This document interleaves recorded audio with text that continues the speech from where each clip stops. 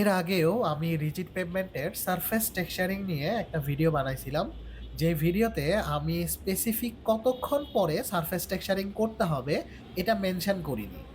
এটা মেনশন না করে আমি বলেছিলাম কংক্রিট সারফেসের ফাইনাল ফিনিশিং এর একটা নির্দিষ্ট সময় পরে আমরা এই সারফেস টেক্সচারিংটা করি। তো এই নির্দিষ্ট সময়টা ঠিক কতক্ষণ পর হবে এটা মেনশন না করার কারণে অনেক অডিয়েন্সই ক্ষুব্ধ হয়ে অনেক নেগেটিভ কমেন্ট করেছিলেন। আসলে কংক্রিটের ক্ষেত্রে এভাবে নির্দিষ্ট সময়টা বলে দেয়া যায় না, কারণ এটা অনেকগুলি ফ্যাক্টরের সাথে রিলেটেড। আপনার কংক্রিটটা কখন সারফেস টেক্সচারিং করার জন্য উপযুক্ত হবে সেটা আমার সাথে মিলবে না, কোনো দিনই মেলা সম্ভব না।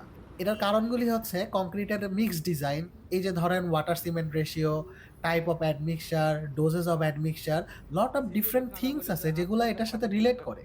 ইভেন অন আপনি যে টেম্পারেচারে কংক্রিটটা লে করতেছেন, আপনার ওইখানে যে হিউমিডিটি আমার সাথে তো মিলবে না। সো আমার কংক্রিটটা সারফেস টেক্সচারিং এর জন্য কখন উপযুক্ত হবে সেটা কখনোই সময় ধরে আপনার সাথে মিলবে না। আসলে সিভিল ইঞ্জিনিয়ারিং এর ক্ষেত্রে কোনো কিছুই মুখস্থ করে শেখার কোনো সুযোগ নাই। ঠিক সেম ভাবে সবকিছু কিন্তু ভিডিও থেকেও শেখা সম্ভব না, বা বইয়ের পাতা থেকেও শেখা সম্ভব না। কিছু কাজ আছে যেগুলা জানতে হলে, শিখতে হলে আপনাকে সাইটে থেকে কাজটা করতে হবে। আশা করি সবাই বুঝতে পারছেন। ধন্যবাদ সবাইকে। আসসালামু আলাইকুম।